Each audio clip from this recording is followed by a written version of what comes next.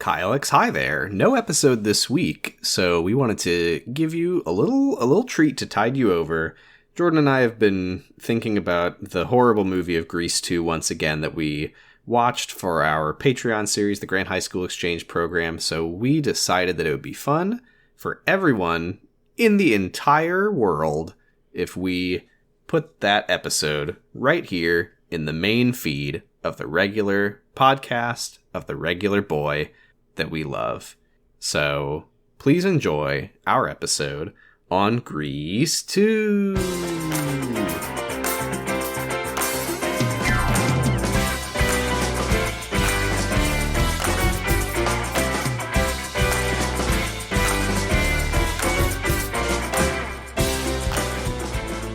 Hello and welcome to another edition of the Grant High School Exchange Program. I'm Sam Canning, aka Cool Writer. God, that was gonna be mine. And I'm Jordan Canning, and this is my real American accent. Happy Halloween. This is the spookiest movie that we could decide. I forgot that it was Halloween. So we watched Beastly. We watched Halloween Town High, which is another good option. Greasely. We did watch Greasely. I've never seen any of the Halloween Town movies. Yeah, but I was just thinking about how Halloween Town High exists, and that would be a great teen high school Halloween movie, but we didn't do that. Okay, but is it a musical? It's not. We don't. It's not. Well, then it doesn't. Cyber we only do Seduction musicals wasn't here. a musical. Yes, I am the Stroke Man. Yeah, it was a musical with music by Lincoln Logs and Green Day and Switchfoot. Yeah, we have watched the phenomenal, critically acclaimed Grease box 2. Office smash, Grease 2. 1982, written by Ken Finkelman, directed and choreographed by Patricia Birch, with music by Louis St. Louis? Louis St. Louis, you shouldn't have. You can't, that's not a name. Okay, can you run me by these people one more time? Because I want to figure out who I'm the least happy with today. So the writer was Ken Finkelman. Okay. Director and choreographer was Patricia Birch. I feel like the choreography was not bad. It was weird, but I have more pressing things to complain about. Music by Louis St. Louis. I think Louis, you're the one that I don't want, to quote a Grease, sort of a parody of Grease. Oh, I get it. Yeah, we don't go together with Louis St. Louis. I'm not going to reproduce with Louis St. Louis. We neither go together nor be together. He is not a cool writer. We gotta talk about this movie. He needs to go back to school. Stop! This movie sucks. I hate this movie.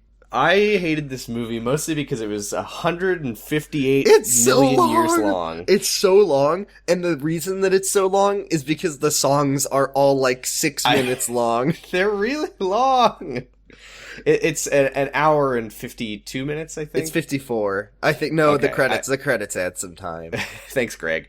I will say I did skip the credits. Yes. You didn't need to. Well, that was my beautiful reprieve. That was your downfall, because had you skipped the credits and had I skipped the credits, you wouldn't have known about the Cycle Lords.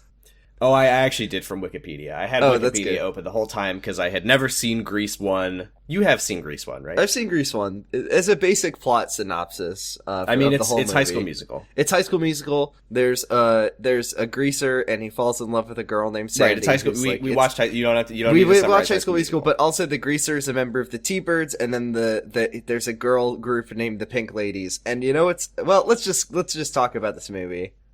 Here's something I do want to address, which is that what I have always heard about this movie is that because Grease came out in the 70s, and it was like a 50s movie. Yeah, it was like there's a lot of 50s nostalgia, sort of. I don't think it's not nostalgia, but it's very 50s. Right, and then this came out in the 80s. And I had always heard, like, this was Grease, but set in the 60s. It really... it's set in 1961, right? It takes place, apparently, 2 years after Grease, which was 1959. So it's 1961. It's basically still the 50s. It's basically still the 50s, except now they talk about, like, JFK. Motorcycles. And motorcycles, which were not invented until 1960, so... Right. So we are at Rydell High School in somewhere, California. The movie is 2 hours long. Okay, Greg Turkington. Okay. If you're going to be talking about movie runtimes... It's just that you were... Okay, whatever. The listeners will know why I'm mad right now. Anyway, it's because you're talking to me. Two women who I understand are the principal and then some woman. There's Principal McGee. Who is Blanche? Blanche. And is she just the principal's Doctor Who companion? She's the principal's, yeah. She's her stand. She really is Principal McGee's stand. She just follows her around and does weird things behind her. Her stand ability is comic relief. Yeah, basically.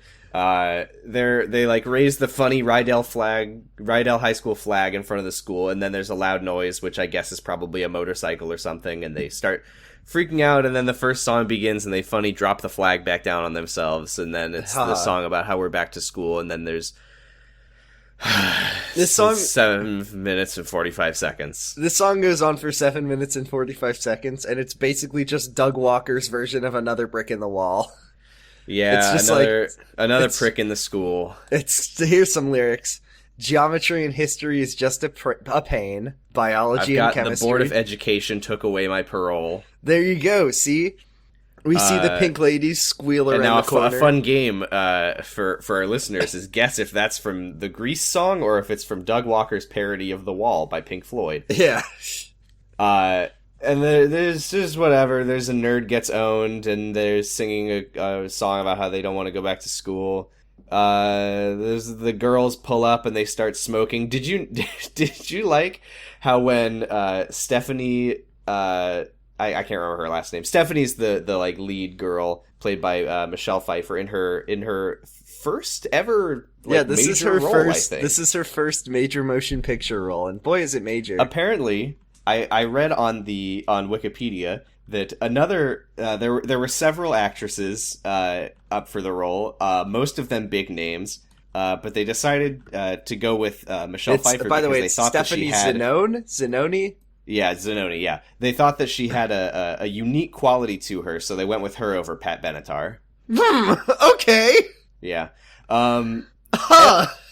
I will say, I think it paid off. I think that she's the best part of this movie. I'm inclined to agree. I think it's funny because she's the best part of the movie, and then her opposite, Michael, is one of the worst parts of the movie. He's not great. Another thing I read, Michael, played by Maxwell Caulfield, not to be confused with Max Caulfield from Life is Strange. Yeah.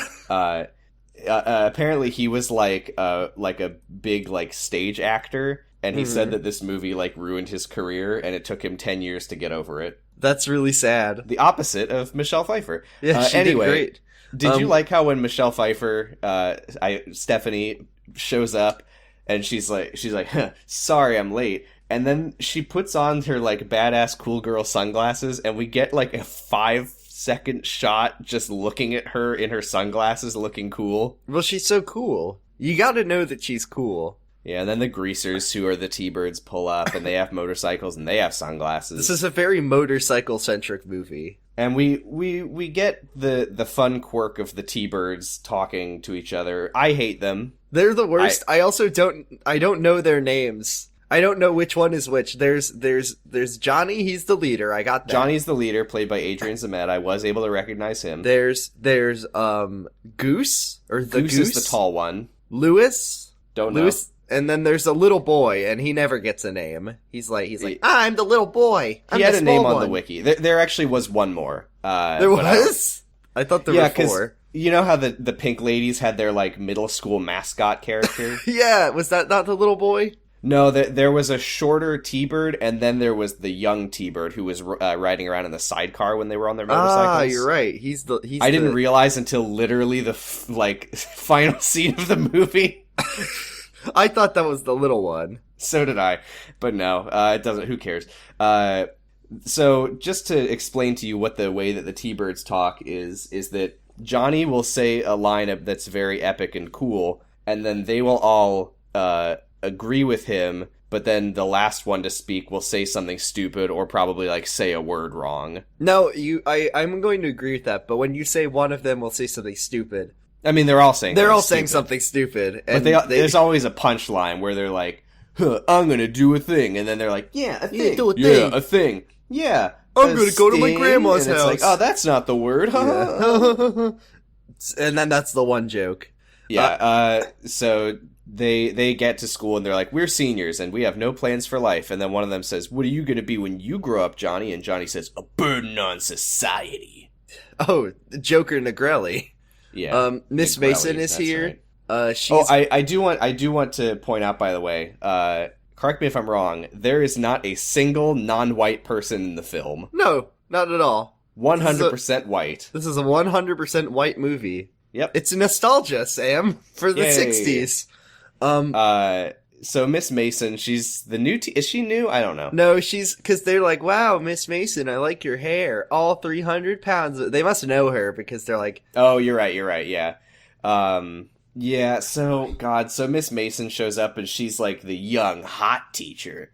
And she goes up to the T-Birds and she says, I hope to see all of you in music appreciation this year. And then Johnny goes, I hope to see all of you this year. And she goes, haha, maybe you will. Duh! So, just right off the bat.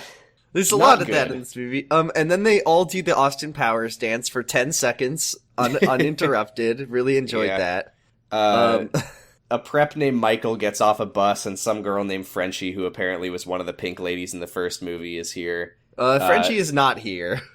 Now, Frenchie... I know you had a theory that Frenchie was perhaps a ghost. I know it is broken in the last... There's one moment where other characters interact with Frenchie. There is in the entire movie, the only person who ever speaks to Michael until her last scene in the movie is she's like completely ignored by anyone else, or she's always alone. She's weird. In the movie for a grand total of maybe 3 minutes. How so the old odds is Frenchie supposed to be? And how old is her actress? Because she looks old. Okay, so as I understand it, Frenchie was one of the pink ladies in the first movie. Yes, and she went to beauty school. She was like best friends with the main character. Yeah, and I think what she says here is that she dropped out of high school to go to beauty school. There's a song in Greece called "Beauty School Dropout" about her not being good enough to go to beauty school. Oh, but then she does go to beauty school, apparently. And then she drops out. And then she drops out because she turned her hair pink by accident, I guess. And now she's back in school as a senior again, I guess? But she looks so old. Yeah, well, yeah. She says that, they're all old. She says that, she's specifically here to, like, use the chemistry lab to learn how to do cosmetics, which is not how school works. Funny chemistry scenes. Yeah. She does explain that Michael is the main character of Grease 1's cousin, I guess. Yeah, Sandy's cousin from England. So she's gonna be his stand for this movie. She is his stand. There's a funny coachler don't be afraid to shoot the outside J scene where the guy just says basketball, basketball, basketball, basketball, and he just keeps saying basketball. We love basketball. Yeah, that's pretty much it. One of the greasers like steals an upright bass from the big nerd. I don't know what the point of that was. That doesn't go anywhere. It's to show that they're so cool. And then Johnny does the funny thing that he does throughout the movie where he's like, comb, and they give him his comb, and he's like, door, and they open the door, and then we're fucking almost 8 minutes into the movie, and the song finally ends. Hooray! What happens next? Next we get, I think, I feel like this movie, this moment actually made me think that the movie was going to do the funny thing where they, like, throughout the entire movie, they're like, it's the 60s, do you get it? But they really only do it in this one moment. Oh, where they're talking about... Yeah, the girls are like, hey, what's your latest style? And the other girl's like, I'm Jackie Kennedy. I'm dressed like Jackie Kennedy. Worked for her to get JFK to marry her. And then the other girl's like, yeah, well, I heard he prefers the Marilyn Monroe look. Do you get it? You know what's really funny about the pink ladies? What's that? You could hold a gun to my head and tell me to list their names, and I wouldn't be able to do it. I actually think I know all their names. They have name tags on for the entire movie. Oh my god, they do have name tags on. That didn't help me. Yeah. I had to use Wikipedia. Okay. It is Stephanie, of course. Yes, we know Stephanie. Paulette, played by... Paulette is the one who has, like, bleached blonde hair and kind of has a Betty thing going on. A little bit. And she's played by, I don't remember her name, Lena Luford or something like that. It's Judy Garland's daughter, who's not Liza Minnelli. Mm-hmm. There is Rhonda.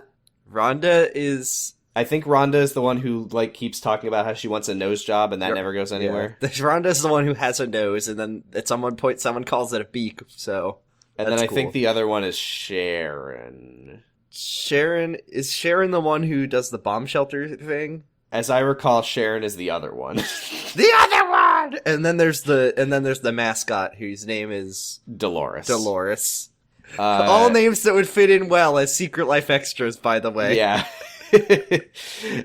So they're the T-Birds walk in, and Johnny is all in Stephanie's face because I guess the idea is that they were dating before the movie, but then she broke up with him, and that's that scene. So some nerd who apparently is Eugene, who was in the first movie. Okay. One more thing to help you out. What's her name? The nose one? Is that Rhonda? Uh-huh. What's her face? What's her face? She talks about how she wants to be on the National Bandstand, but she has a nose and that won't do. And the National Bandstand is a TV show from the original Grease, so that was just kind of a cheeky reference for you. Oh, okay. Yeah. They come to Rydell High, and then they do the hand jive, and then I think all the greasers moon the camera, and it's very funny. Do you get it? That's so funny. So is this nerd guy Eugene? He was in the first movie? See, that was the thing that I was confused about, is that I could swear to God that Eugene was in the original movie. But how is he still here? Lauren was telling me that he was in the first. I guess he was a freshman in the first movie, and now he's I guess so, because he could be a senior now. Or he loves school so much that he never left. Yeah. Anyway, Michael is British. I didn't realize until this moment. So the T-Birds get here. Michael's like trying to put his stuff in his locker, and the T-Birds walk in, and they're like, "This is our space. This is our locker. See how we spray painted T-Birds across them? So fuck you." And then they shove his face in a locker. And let's show. You forgot the part where they show how cool they are by opening their locker and harmonizing like a barbershop quartet. Yeah, I forgot a lot of stuff the T-Birds did because I hated all of it. They're very bad. We get a scene of like Stephanie putting on some kind of skirt. I don't know if it's because like pants are banned or something. But she's like, she sees Michael face in locker, and she's like, "Hey, don't let these guys." T-Birds are bad. Fuck you. Yes. And then she pushes his face in her locker. Also. Yeah. And then they go to class, and Johnny is like, "Hey, Stephanie, you want to smoke with me after school?" And she says, "I quit smoking. It's bad for my health." And he says, "So is standing me up." It's the Surgeon General says that standing me up is bad for your health. This is all the things I say in this movie. Did you like how the T-Birds all have like their really obnoxious like New York greaser accents, but then whenever they're singing they just drop them completely? Yeah, it's hard. It's hard. Yeah, I mean, I think that what it's trying to say is that it's all an affectation, right? Like, there's no way they'd have those accents for real. Yeah, I mean, they live in California. Exactly. So they just do those, and then, it's hard to sing with an accent. So the principal gives a welcome speech over the PA while her stand is playing xylophone behind her. She says, "Good news, Mr. Spears has made a miraculous recovery from mental exhaustion," and then he's like this tremoring, shaking man taking a pill, and then... Apparently he was in the first movie, but he had a different name. Huh? Yeah. No clue. There's a girl asleep at her desk, and everyone puts a rat on her desk, and then she screams, and Mr. Spears face plants on the desk and dies for the next 2 hours. He dies for the next 2 hours of the movie. We see him die, and it's very sad. And then Frenchie is doing chemistry crimes.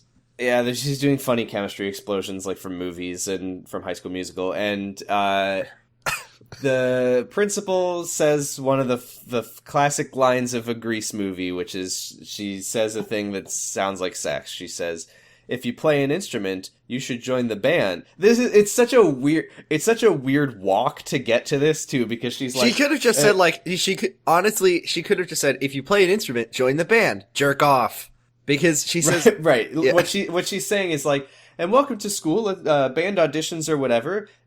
We encourage anyone who plays an instrument to get involved, because if you play an instrument, it's always better to play with a group than with yourself. Do you get it? Ha ha ha ha ha ha." Man, yeah, it's just like a run-up to that joke. Yeah, like... And then over the announcements... Just climbing the aggro crag of that joke. Over the announcements, Principal McGee is like, "And we have a new straight-A student all the way from England. Michael, in your classroom, please stand up and everyone can make fun of you and laugh at you." I love the fact that we're supposed to be like, haha, Michael's a very attractive English man.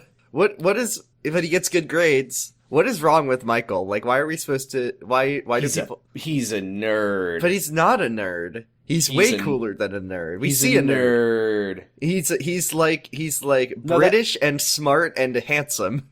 That's the weird thing, though, is that he dresses like a prep, so I assumed that he was supposed to be a prep, but no, everyone calls him a nerd for the entire movie. Well, no, he dresses like a sophisticated Englishman.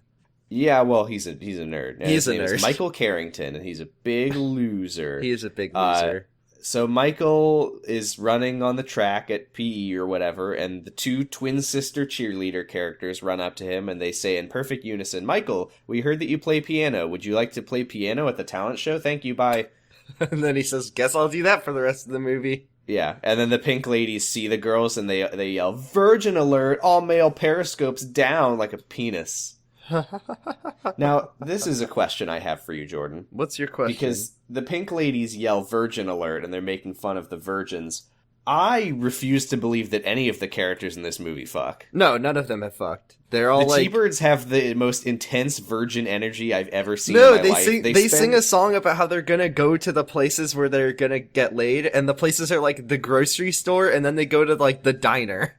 They spend half the movie talking about how they never get to have sex. These are virgins. They're all virgins. And we know for a fact, by the way, that the arrangement, the bizarre arrangement, is that T-Birds and pink ladies are only allowed to date each other. So there's no way the pink ladies have fucked because the T-Birds haven't fucked. Yeah. So Michael. Frenchie's ghost is hovering behind Michael through a fence for some reason, and completely alone. No one else is in the scene. "Do you know Stephanie?" And she says, "Stephanie's a pink lady, so if you're not a T-Bird, you can look, but don't touch." And then he says, "How do I become a T-Bird?" And she says, and then she leaves.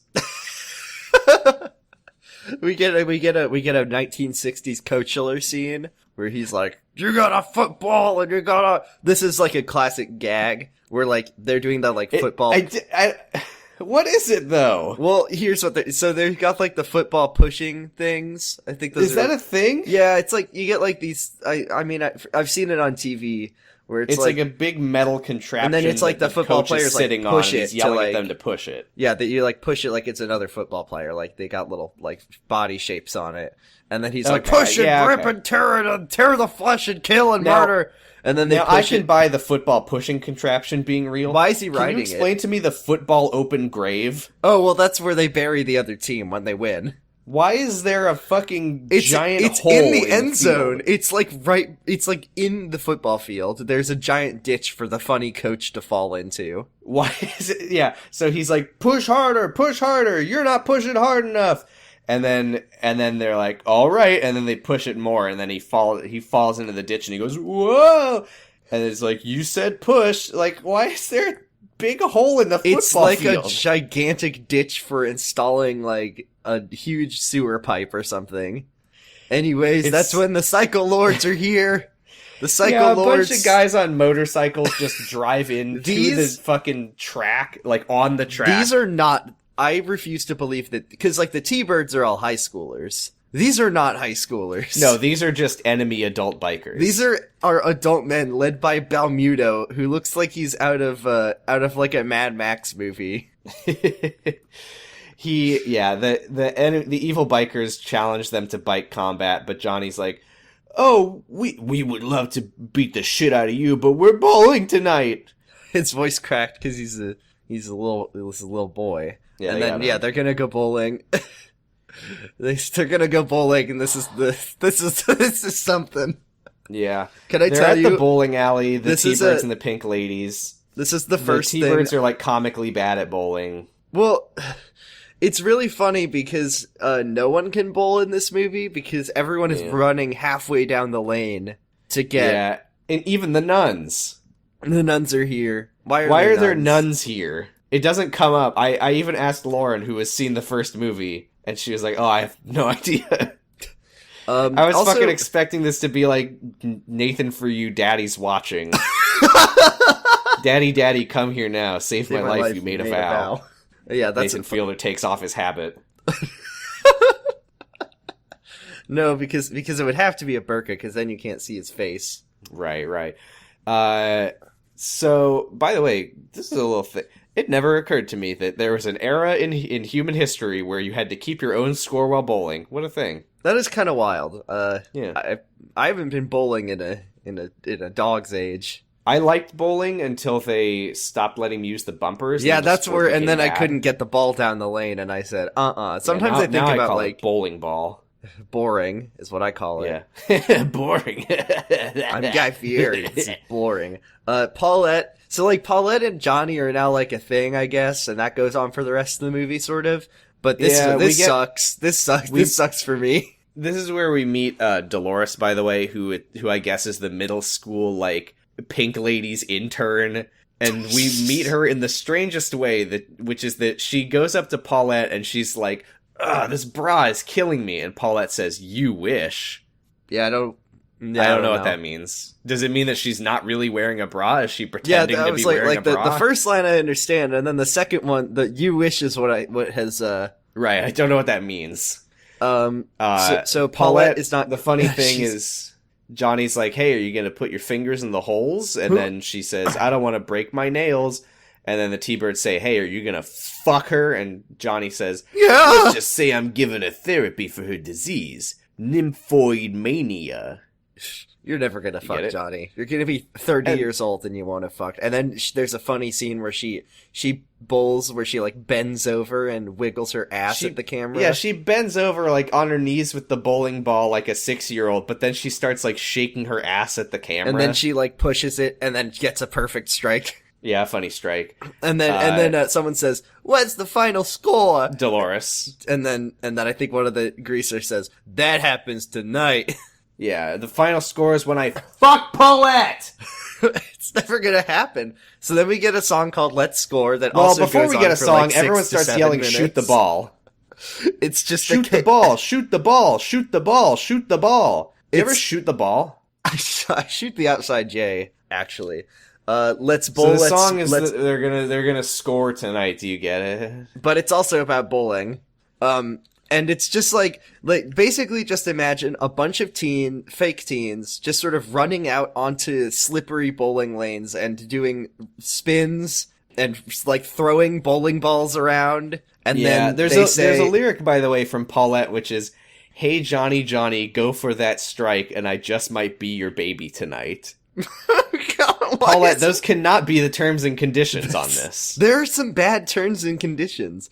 I like the line, "We're gonna rock, we're gonna roll, we're gonna bop, we're gonna bowl." Here's the thing about Grease 2, is that it feels like I would recommend, if you wanted a taste of Grease 2, to watch this number specifically, because this whole thing just feels like parody or something. Like, it doesn't feel like this could be real. That's true. There is another one that I would recommend that you watch that's not this, but we'll get there. Yeah. By the way, just a quick cast trivia, because I love to do this. Dolores, the young Pink Lady mascot. Oh, this one fucking rules. I know about this one. She is. First of all, I was really confused because they did not really establish for a little while that who she was, like how she's related. So I assumed that she was one of the Pink Ladies, and I was really confused because I was like, she looks 12 and they all look 30. Apparently, yeah, because she's a middle schooler. Her actress, Pamela Adlon, you may know as the voice of Spinelli from Recess, Pajama Sam, and Bobby Hill. That's so good. Also, Otto from Time Squad, if anyone remembers Time Squad besides me. Yeah, Bobby Hill's like, "This bra is killing me." Sound off in the comments if you remember Time Squad. You wish, Bobby. So Michael is now here. By the way, my experience watching this was agony because I was like, I had to go pick Lauren up from work because it was raining super hard, and I was like, okay, I need to go in like 3 minutes. I'll just wait till this song ends and then I'll leave. And the song just fucking keeps going. I'm like sitting here like, okay, wrap it up. And we get like 20 fucking shots of every like male-female pairing like standing around like spinning each other in a circle. And I'm like, okay, yeah, okay. It's just a song about bowling. Like, no plot is being advanced here. It's just bowling. And then when the song finally fucking ends and we cut to outside, I'm like, okay, it's over. But I could hear them still singing inside. And I was like, okay, no, that's the end of the song. I'm leaving. Yeah, Michael is here and he's like, this is my guidebook on how to do bowling. Ask for a game and be courteous. Bowling, anyone? And then he like sees... He's fucking doing IT crowd like, did you see that ludicrous bowling Did you see that ludicrous night? display last night? So he's like... He like sees the pink car that the pink ladies drive, and I don't know who owns the pink car. I think they share it. And then he like walks. We're back inside, and then we go back inside. Thankfully, they did not continue the song. I was really afraid they would. Johnny is like, I'm gonna get my trophy, and he gets a kiss from Paulette, and then one of the pink ladies says, "Kissies, kissies." Ooh. Which, proof they've never fucked. And then he grabs Stephanie and he says, hey, what about the trophy for best scoring? Yeah, and she says, I ain't nobody's trophy. She says she's like an independent woman who doesn't need a man, which is why she's gonna kiss the next guy who walks in and then spends the rest of the movie thinking about the boy she likes. Now, to be fair, the kissing the next guy who walks in... That was just to own Johnny because he was treating her like his. But she does also property. Spend the rest of the movie obsessing over a guy she likes. No, that part she does do. But yeah, she's like, I'd rather kiss the next guy to walk through the door than you. Gary, and old then the man. T-Birds all look over. There's an old funny man standing by the door. And he's like, then go do it. and then she walks over and Michael walks in and she kisses him and then everyone leaves. Johnny no likey. Dolores is still here. She goes up to Michael and she says, motorcycles are cool. Yeah, she says motorcycles are cool. I'm Dolores Revichuk. But everyone calls me Woodchuck. Paulette's younger sister by like 20 years. And everyone calls me Upchuck or Woodchuck. And she's got a little skateboard because she's not old enough to be inside a car, I guess. Dolores is good. Dolores is fine. I like her. She's fine. I don't like what Michael does here, which is that he's like, how about I escort you home? And she's like, oh, I don't need no escort. And he's like, well, how about we call it a date? When I watched this movie, I didn't know that Dolores was supposed to be a middle schooler. I thought she was supposed to be like a small high school freshman. That's what I thought. So it didn't really concern me as much as it does now. Yeah.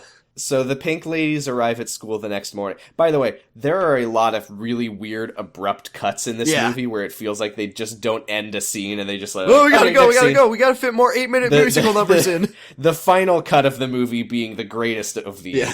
But we'll talk about that when we get there. So the pink ladies arrive at school. There's a new teacher, Mr. Stewart, who's standing in a parking spot, and they almost kill him, and then they talk about sex. They do, like, literally squeal into the spot and almost kill Mr. Stewart on the first day. And then they talk about sex, and then Miss Mason is here, and she's like... We're now in the school. Another, like, okay, that scene's over. Mr. Stewart is... We need to fit more 8-minute He's in the school talking to the principal. He says he's a substitute for Mr. Spears, who'd funny died, and Miss Mason is here, and they flirt. They flirt, and she's sexy. Haha. And then we find out that the other main plot of the movie is that there's a talent show, and if you win, you get 100 long play records. Are you feeling nostalgic yet? Like, but the funny T-Birds are like, man, just think of it. 100 albumins. How the fuck do they know what albumin is, but not They know the word albumin, but not albums? How in the world? Okay. They're so stupid that they don't know the one that they should know? And Goose is really upset. Johnny Negrelli is big into eggs. I eat 100 eggs every day. 100 eggs. 100 Mr. albumins. Stewart walks in. Mr. Stewart walks into the classroom and he says, I'm a substitute teacher, and everyone says, Goodbye. Okay, bye then, and they all leave. Very funny. Now this sucks. Uh-huh. In my opinion. I get that they're like doing a funny, but I hate to see this, which is that the principal sees Johnny in the hallway, and Johnny's smoking, and she sees him from behind, and she's like, Mr. Negrelli? Mr. Negrelli, and he turns around, but before he turns around, he like folds the cigarette like into his mouth, and he's like holding it inside of his mouth, and I'm like, ugh. He does the Jotaro cigarette trick. God, she's funny interrogating him about motorcycles while he's like trying to hold his breath, and then he's like, and then finally she leaves, and the other guy who might be Goose like slaps him on the back like, way to go, Negrelli, and then he swallows the cigarette, and that's funny. That's horrible to think about. Then we get Really one of the many talent show scenes. Yeah. Where Michael has been roped into playing piano for every talent act, which right. I didn't I thought that he was going to play piano for the twin sister cheerleader characters, but apparently no. They were saying, "Hey, can you play piano for literally every act?" This is a commitment for Michael. Because by the way, every act is singers. They're all singers. There's no other talent. Oh, there's an accordion guy. There's an accordion guy. But there's people singing to it. Or no, I think they're dancing, actually. You're right. Yeah, here you go. So there's a bunch of singers and one guy playing an accordion. The one act that Michael's not playing piano. Yeah. So they sing a funny song about like a prep or something. And yeah, there's the funny what is it? It's yeah, they're just singing a stupid song. Who cares? And then the Pink Ladies are backstage. Their song is that they're the calendar girls. Each one is wearing a different month themed costume, and they sing a song about like we're I'm yours for all time or something like that. It's a time themed. It's a time themed song. And we get to hear it like 3 times. You never get to hear it. Well, you get to hear it once. You never get to hear the whole thing. Yeah, exactly. So yeah, they're doing their thing, and then they get like cut very quickly. They get cut before the first season. Okay, this made me very mad. Because before the calendar girls come out, the sorority twins, I think they're called the sorority sisters for some reason. I don't know why. They're in high school. But that is what Wikipedia called them. The twin cheerleader sorority sisters. Oh, that's when Miss Mason says, "These are my girls," and I was like, "Huh? Remember? Huh?" Here's what pissed me off though, is that they're singing their song, and the principal's like, Thank you, but we haven't got all day. Can you please get off the stage?" And the fucking nerve of this movie to make a joke about a song going on too long. A movie that has 8-minute musical numbers, and then one musical number that gets repeated 3 times, also. I would say 2 that get repeated 3 times, I guess you're right. And 1 that gets repeated twice. Yeah! And no, there's another one that's repeated 3 times. Jesus, I mean, okay, the last one is the preppy boy singing Mr. Sandman, but that's just like a background thing, so whatever. That's fine. Then whatever. The girls are like doing their thing, and they also get cut off for time.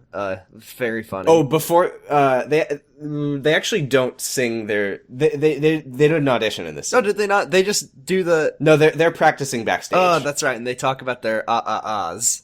Yeah, so they're practicing their song backstage. Michael starts hitting on Stephanie while she's singing. She's a shit. I don't like Michael. He's in the middle of playing piano. She's in the middle of singing with the piano, and he's like, "Are you free Saturday, Stephanie?" And she says, "I'm free every day. It's in the Constitution." And he's like, "Would you like a?" Which he just keeps asking. I'm sorry. Yeah.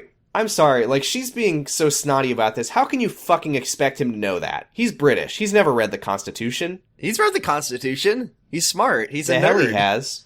This poor unenlightened child. He doesn't know a thing about freedom. Know. We need to go find Michael and tell him about. We need to tell him about like George Washington and shit.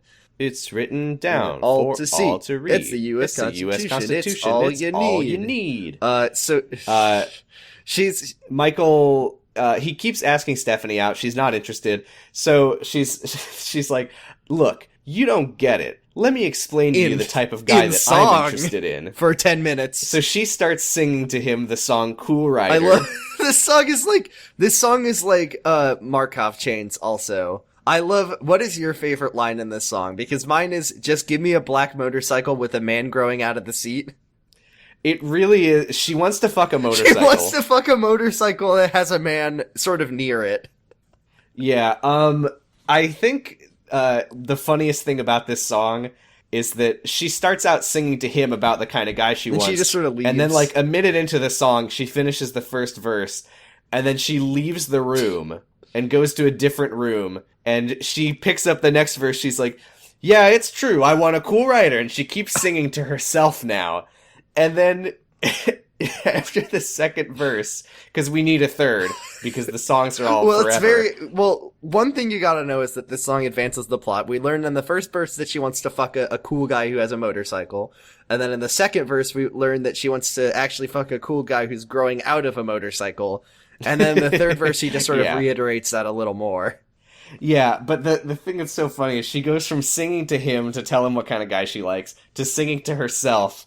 And then at the end of the song, she just, like, walks outside and continues singing as she, like, walks away. She, like, dances away. And, what was Right, the line? and then- She says, if he's cool enough, he can burn me through and through. Yeah, if he's cool enough, he can burn me through and through. Great. Because you never fuck the motorcycle hot. Shut up! No! Anyway, so she continues singing and dancing on her way home. She like goes off into the sunset, going like COOLRIDER. Give me a C!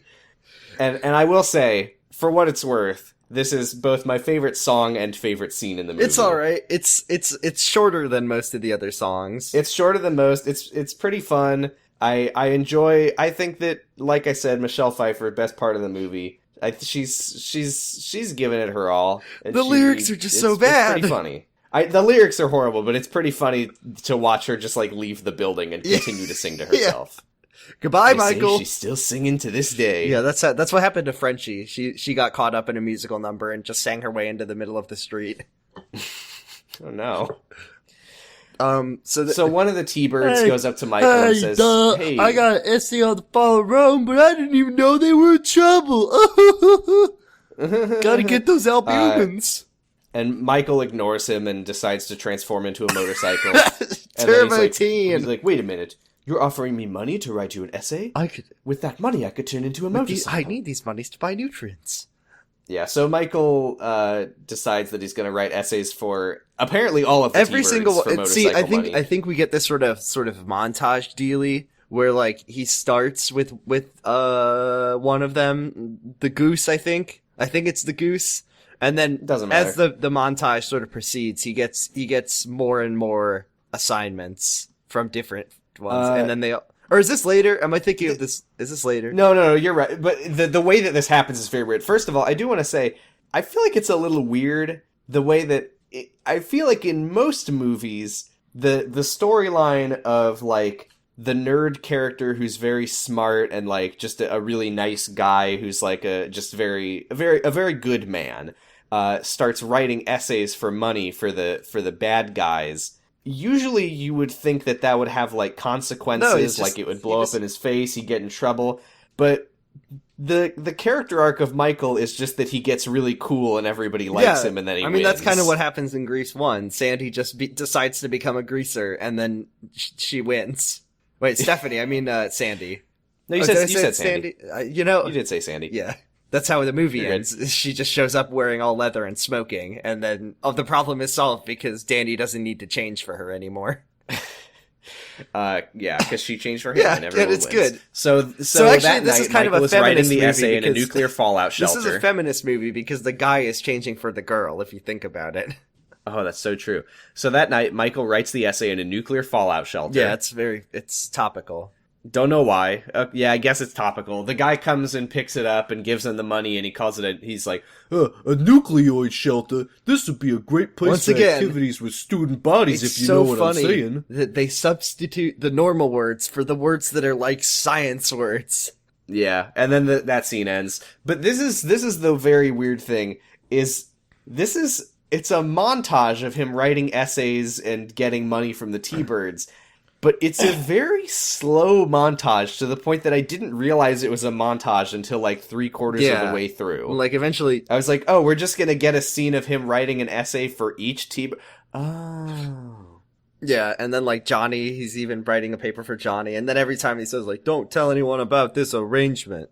Right. Each T-Bird, he writes the paper and gives them the paper the next day, and then they all make a different comment that's basically the same comment, and we get that 4 times for each that's T-Bird, basically what the whole role of the T-Birds is them making the same comment but slightly different. That's so true.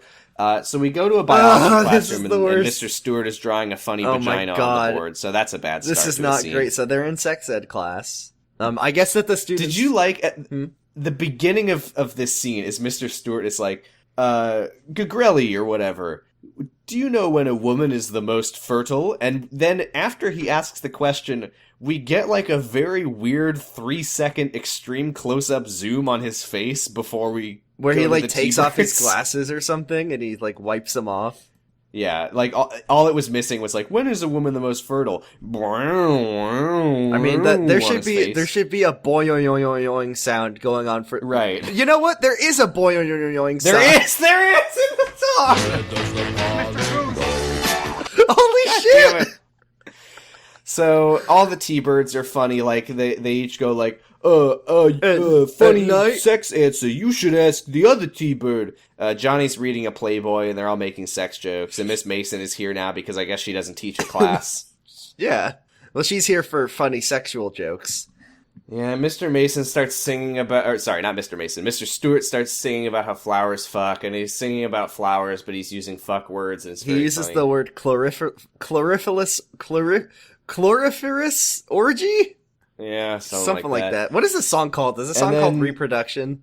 Reproduction. The students join in, and they're singing a song, but they're singing about how humans fuck. What if a vagina was a pollen tube?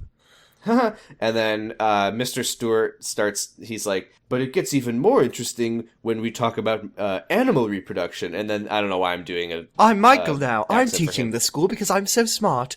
Yeah, so the boys and girls, they're all singing about sex fucking, but then the boys are singing, like, making fun of the girls, how they're like, I have a headache, and then the girls are making fun of the boys, like, oh, why do you never want to not have a headache? And then this song fucking I hate sucks, this dude. song. This is one of the worst songs I've ever heard in a musical. Yeah, but then also at some points during the song, just to really explain, there's a deep voiced person who goes, "Where does the pollen go?" And then there's a little funny boing sound. And then the song is brought to a squealing halt when Ben Boykovich comes in and says, "Amy Jergens, you're the most frustrating, beautiful woman I ever met." No. That was when that happened, remember? The pollen and the... Yeah, it really More, was. it's like the old stamen and pistol. I need to find myself a nice pistol or whatever. Lesbians. Yeah, exactly. Maybe down the road. So the principal then this is what's really weird, okay? Because the principal, I guess it's like, oh, you started talking about reproduction and the kids got all rambunctious and that's your fault, bad teacher job that you did. So she's like the principal's chewing Mr. Stewart out, like, for trying to teach high school seniors about reproduction? Yeah, I mean... Do they not know about this yet? I live in Arizona and I kind of had that experience. It's not even a sex ed class, it's a biology class. Well, you can't do any sexual innuendo or even imply innuendo about around these teenagers before the fucking T-Birds are like, "Oh my god, I gotta fuck so bad." And then there's a very strange end to this scene. Yes, this is a girl walks into the principal's office and she says, "Principal McGee, I missed my last 2 periods," and the principal says, "That's all right, dear. You can make them up after school." But then she looks at the camera and goes, "Oh, wait a minute," and that's just doesn't it play the "Where does the pollen go" funny again with the boing? Oh yeah, it does. Is the joke of this the fact that they don't do sex ed got a girl pregnant? That's what I thought. That was weird. I think there was a pregnancy scare in the first Grease, I believe. Good. Just so you know. So then Michael is writing I had to watch this little moment here like 3 times because I did not fucking understand what I was looking at. Well, Michael is writing an essay, but he's smart about it, so he puts in spelling errors and like doodles and stuff to make it look like it's a greaser's paper, which to me, if he's going to go and put in the extra effort to make it a shitty paper that's going to get them a bad grade, like, why is he even doing it? Yeah, I would say I would probably not pay for that. Hey, I got a D on this essay. And he's like, well, yes, that's what you would have gotten if you had written it yourself. But okay, here's what was the most confusing about it, okay? Mm-hmm. Because when we see him writing the papers for them in the very slow montage, he's doing it in like nice penmanship and stuff. Right, he's got like his nice penmanship. He's like making them very good. But then here he makes it look bad and stupid, and he's like, that should do it. And he's filled with hate. And I'm very confused about that because the tone of that makes it seem like, oh, now he's mad at the T-Birds. but nothing happened. No, I think changed what happened between is he them. just got so good at it that he's now writing them indistinguishable from what they would have written. He's like gotten experts at it because they're probably like, Michael, when they know we're cheating, man, you got to make it worse. Or maybe actually because maybe what this was he's like, this is the last one I need to do, because the next scene is he goes to the motorcycle graveyard to buy a motorcycle skeleton. We'll see a lot of motorcycle skeletons in this movie. We really do. So then the guy like sells him the dead motorcycle, and I guess also gives him a free motorcycle repair manual. You need this to look cool, man. And then he also, I guess, gets a book on motorcycle repair because he also like learns how to fix his own bike. And I think you see the book later. But now he's in the park. Well, he's reading the book while he fixes the bike. Yeah, exactly. And now he's in the park. So he's repairing the motorcycle while listening to his favorite song, Cool Rider. He has it on his iPod. He's learning to run before he can walk because he's popping wheelies. He really is. He's like, well, he knows that if he wants to get Stephanie, he's gonna have to do 6 tricks. So he's starting off with wheelies, and then he'll learn how to ride the bike. I fixed my bike. Time to learn how to do long jumps and wheelies. Mr. Knievel, can you help me out? And Frenchie is just there watching him eat shit. In the empty park where no one else is around, just so you know. And she's like, That's the other weird thing. He's not like doing this in like an empty parking lot. He's like in a fucking public park, like on the grass. He's ruining the grass that kids would love to play on. What a dick. I hate Michael. Did you like, by the way, how he like cranked up the British knob when Frenchie's like, what are you doing, Michael? And he's like, I'm trying to ride this motorcycle without bloody well killing myself. Who's this actor? Maxwell Caulfield. Is this person American, or is this person? He is British. Okay, he is actually British. Because sometimes it felt like it wasn't. I think the writing of the movie is just so bad that it made it seem like this person was American. So we get another. Do we get more of this scene? It's just like, oh, are you riding this bike? There's a little more of him riding a motorcycle. And then she's like, oh, is this for Stephanie? Haha. And then we get more Calendar Girls time. Yeah, so the Pink Ladies actually audition this time. They sing their song a second time, and then they get cut off again because we need to have extra time for other songs to be very long. But they are in. They successfully audition for the talent show. The Prep Boys, are they the Prep Tones? No, they're the Is that what they call them? It's a biology joke. Oh. The Pep Tones as in tones, and the Pep okay, tones. but they're Prep Tones. The Prep Tones. And they're singing Mr. Sandman, and everyone's jerking off. Why? Oh my god! This movie has a lot of like accidental sort of thematic elements to Secret Life of the American Teenager. Yeah, so I think the Blanche maybe or Miss Mason was like, these are my boys to the Prep Boys. No, it was to the T-Birds. And then it was really weird. Oh, I see what you're saying. Yes, the T-Birds then come out, and the principal they're like really bad, but the principal's like, well, these are my boys. Yeah, and then which is weird. You would think the principal would hate the T-Birds because they're like the bad, shitty boys. No, I think she likes the T-Birds because they're so cool. She likes them. They're really cool. And then one of them says Paschetti at some point, and that's the only thing I have. Did they sing a little bit of Prowlin'? Or is that later? They do. No. Well, I thought they do a bad job. They like. Oh, maybe they get, and then they're like, "All right, we're cut for time." And then it's like, "We got to work on the harmonies. We're funny." Yeah. So they do a bad job singing, but then we get like a fucking like callbacks thing where everybody's like gathering around the thing that says who got into the talent show. And then the T-Bird's like, we did it, but then Eugene the nerd comes up and he's like, everyone got in because there weren't enough acts. And then the Prep Boys, the Prep Tones are singing Mr. Sandman again in the locker room. Like, it's really weird because they're all in the locker room, but they're fully dressed. The Prep Tones are standing like in the showers. That's where you get the good acoustics in the showers. You see? Yeah, I guess so. And they're looking at them. Plotting murder, it looks like. Well, Johnny says like we got to get it together like that. So like they want to be as good as the Prep Tones, but they also want the Prep Tones to be gone from this earth. So now I have a question for you because that's the end of that scene. This movie has already they've had a brief reprise of Cool Rider. They sang the Calendar song twice.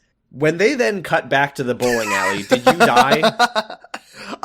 I thought they were gonna sing it again. I didn't think so, because I thought the Bolorama was just gonna be sort of a location for the movie where they go. I didn't think they were gonna, because they're not talking about doing it anymore. I mean, they're always talking about doing it. No, so we're back at the bowling alley, and Dolores arrives, and she sees Balmuto, the bad guy from the enemy bike gang, and she turns and looks at him, and she goes, "Scum!" And then she goes inside. I want to know more about. Goes, hey, I want to know more about T-birds. Balmuto. What is his life like? What is he? Where does he? He's mad. Does he live in like the dump? Like, what does he do? Did we address that Balmuto, who by the way is not a high schooler, No, he's an very adult. much like an adult biker Who's just torments apparently, a bunch of... Did we talk about how apparently in the first movie it was like the enemy car gang was the Scorpions, and that was the same guy? Was it? I think so. So in the original movie, instead of a bunch of bikes, they have one car, Grease to Lightning, and then they have a big race against the Scorpions, who also have one car. Yeah, Dennis C. Stewart as Leo Balmuto, Craterface, leader of the Cycle Lords, appeared as the gang leader of the Scorpions in the previous film. I'm gonna torment you T-Birds for the rest of my days! Yeah, so there you go. Yeah, I guess so. So the Cycle Lords are here, and then like Dolores runs in and is like, the Cycle Lords are here, we gotta go fight them. The Cycle Lords are here, and I just made their leader very mad. Go fight them. And then it's only Balmuto at first, right? So it's like 3 against 1, we could take them, and then they come out, and then all like 20 of the biker boys are here. Yeah, so Balmuto makes a scary face at them, and they scream and pee their pants and run away. And then Michael rides in on his motorcycle, and he does motorcycle combat with Balmuto. What he does is he rides between 2 very wide lines of bikers, and then makes them fall over, one by one, until they're all dead. Yeah, so they all die, but they all get back up and they're mad. And then a chorus of girls starts singing, Who's that guy? And then everyone starts singing about him. Did you like the line, burning up the pavement like he's some kind of wheel? I did. I also liked, he wears a pair of goggles like a man from outer space. Nobody's ever worn goggles on Earth No one's ever worn goggles before. Oh, and I thought it was very, very, very convenient. They're like, who's that guy on the cool motorcycle? And then Michael's like, no one would guess that it's me, Michael, or something like that. And it was like, damn, that's a good name for you, my dude. Yeah, I will say, they're doing, like, motorcycle choreography, which is pretty impressive. It's the bike scene. There's some real stunts in this movie. There are. The motorcycles are all, like, driving around, and he's, like, wheeling through them. Like he's some kind of wheel. So, yes, Stephanie is enamored. Do we get no, that's later where this happened. The cops are, you see, I do hear siren dot. I do need to talk about 2 things. First of all, it's very weird to see in a movie when everyone is singing a song together to have one of the characters singing in his head.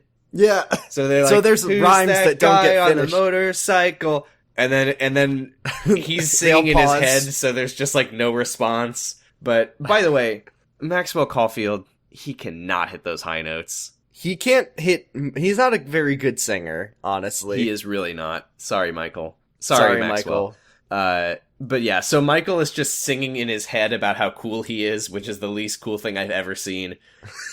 He's singing in your head about how you're a cool biker boy? Yeah, so he like defeats the enemy gang and they all leave, and then the police are coming or whatever. No, it's just siren.mp3 starts playing. Yeah, so everyone goes back inside to bowl, but Stephanie's too horny to go inside.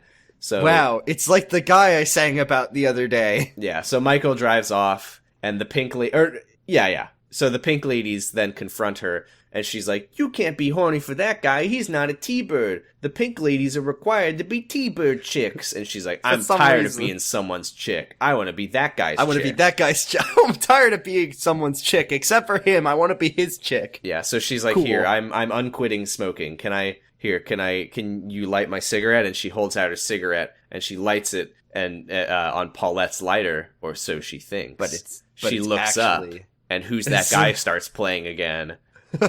And Michael is holding the lighter, and he's doing an American accent. It's actually the cool writer, and he's like, "Hey, I'm cool now.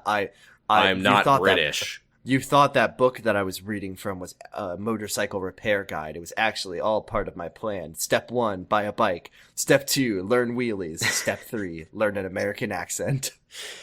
did you see that ludicrous display just now? And then this is the best part, is the cops show up. One cop shows up. Yeah, a police officer shows up, gets out of his car, sets up a ramp next to the car. Yeah, you don't see, so Michael does a cool jump over the car. You do not see the ramp. You cannot see the ramp. And then like the guy shows up, is there, and there's no ramp to be seen. I think it's implied that Michael can just jump whenever he wants. He just presses the jump button on his motorcycle. Yeah, you know when you're like playing a game as a kid and you jump in the game, you just pull the controller up? Yeah. And then it makes you jump higher, as we all know. That's what Michael's doing to his bike. What I really love is this is like stunt number 3 or 4 in this movie. There is one big stunt, and that is the one we do not get to see. It is the implied stunt. Man, the implied stunt is pretty cool. So it would have been pretty cool if we had seen that implied stunt. So the next day at school, Frenchie is telling Michael about the Who's That Guy, and she says that Stephanie was really into him. Was it you? And he says yes. And then the pink ladies walk in and they say, getting a facial. So they definitely can see Frenchie because they're doing beauty jokes. But I'm still trying to figure out how this can work. Nope, sorry. Man. What a shame. It was a good theory while it lasted. Now, this was weird because Michael tries to tell Stephanie that he was the Who's That Guy, but he please just call him the cool rider. The cool rider, Michael, if you will. Bike. So he's trying to tell Stephanie that he's Cool Rider. What if that's it? That he's like Ghost Rider. He has like superpowers with his motorcycle. That's how he can jump. So that's like no British person has ever tried to ride a motorcycle. But like if a British person could, they would be able to make it levitate and jump and fly. Right. So he's trying to tell Stephanie that he's the guy, but he like starts to talk to her and he's like, Stephanie, I have a question for you. Have you ever read a Superman comic? And that's such a weird moment because what they were going for was that he wusses out and asks a nerdy question, but the nerdy question that he asked sounded like it was going to be a segue into confessing the truth. Like, I thought he was going to go like, you know how Clark Kent takes off his glasses? His cool spaceman glasses that he wears? But no, that was not what was happening. He wusses out and he asks if she's read. But also, comics. I like that Stephanie says not in the last few hours, which to me implies that she loves Superman. Yeah, I guess she just hasn't read him recently. Well, that's why she likes him so much. Yeah, and then Rhonda has a funny Band-Aid on her nose, implying that she got a nose job. But no, she just walked into a door. She says, no, I just walked into a door, and that's the end of that plot point. That never comes up again. And then we set up the next bad scene with a scene of Mrs. McGee and her stand. Yeah, Blanche is doing a funny air raid siren over the intercom, very funny. And nobody cares. This is a nuclear test from President Kennedy. And then she says, and now that we've established that there's an air raid siren somewhere in the building, we can go to the next scene where the T-Birds have stolen it, I guess.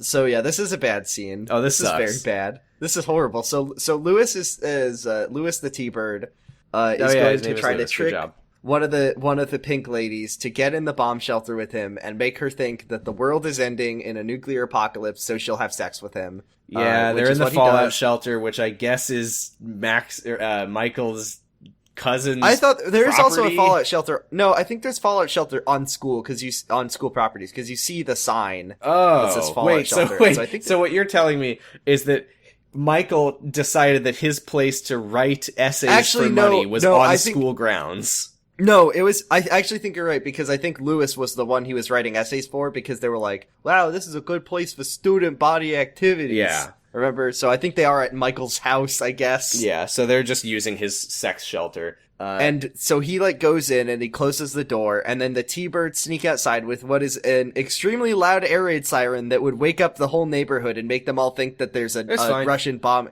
That's what I want to see so he's horny and then everyone else is screaming and running around and getting to shelter because they think that the world is about to end. Yeah, so he gives the signal. He's talking to her and he's like, "Oh yeah, war could break out at any moment." And then they start doing the siren. And then he starts singing about how he's trying to fuck her. And it's very funny to me. This is the biggest moment, I think, where the greaser accent goes away. He's like, "Let me out of here, Lewis! You crazy? They're dropping bombs out there! Yeah, let's do it for our country!" So yeah, this is like, we're gonna do it. He says like, your mother would approve, and then they say that all the things they're gonna do it for, like the Grand Canyon and the Statue of Liberty in Disneyland. I gotta say, Uh-huh. I didn't understand what she was thinking until after the song ended. She's thinking that he's gonna like go off to war, I think. What she thinks that she's doing specifically. Oh, what does she think she's doing? Because I thought that they were just like doing some sex role play where he's like a soldier and she's like a nurse. And she's a nurse. She's like putting bandages all over him while he is like unbuttoning her shirt. And then he lays her down on the bed and she says, "I'm ready." And I'm like, oh, okay, so they're doing like sexy outfits, but they're gonna fuck. And then she, apparently what she was thinking as he's unbuttoning her shirt and laying her down on the bed is, all right, we're gonna go out and fight the war. Yeah. So she's like gonna be a nurse is what she thinks. So she like runs over to the door and opens it, and then the guys fall through it, and she realizes that she's been getting tricked into having sex, and then she leaves. Great. Oh, also there's a part where Lewis pulled out a gun. Like there was just a gun there, and he just had the gun. That was great. Cool. Wait, you don't or do? I do not remember that. Oh, it's just part of his choreography. Is he has like a full-on gun. A full-on gun. So like Stephanie is working at a gas station, and Michael is here in his leather jacket with the zipper down and no shirt, but he has goggles on, so you can't tell who he is. And he's like, who is the spaceman? And then all the customers are like yelling at her. They're like, "Hey, what about my windshield? What about, are you going to give us those maps and blah, blah, blah?" And, man, one thing I have to say is, it's really weird seeing what a gas station, I guess, would have been like in the past. Like she has like a fucking cash register like outside. Yeah, and I guess you don't pay for your own gas. Like you give the money to someone. Well, yeah, she's the attendant. She fills up the gas and then you pay her in cash. Damn. What a thing. And then she's like also like a car concierge where she's like getting maps and stamps for people. And like wiping the windshields too. So they're all yelling at her, but she's busy like having a moment with Cool Rider. And then he's like, "Hey, how about we go for a ride instead? How about you leave this dumb job and we go for a ride?" And they're like all yelling at her, and she's like, "Yeah, let's do it." And then she gets on his motorcycle and they drive off, and another fucking reprise of Cool Rider plays. As they drive through the woods?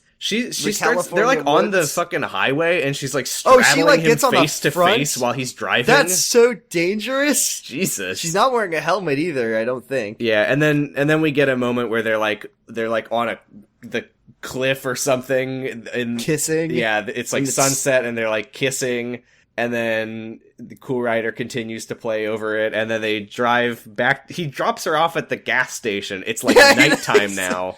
He drops her off at what I can only assume is her former job. Yeah, he drops her off and says, "We're home." You live here, right? And by the way, where I come from, everyone lives where they work. She's really sad, by the way. She's like, "Oh shoot, I don't want it to be over." And his goggles are so big that you can clearly see his face through them, but whatever.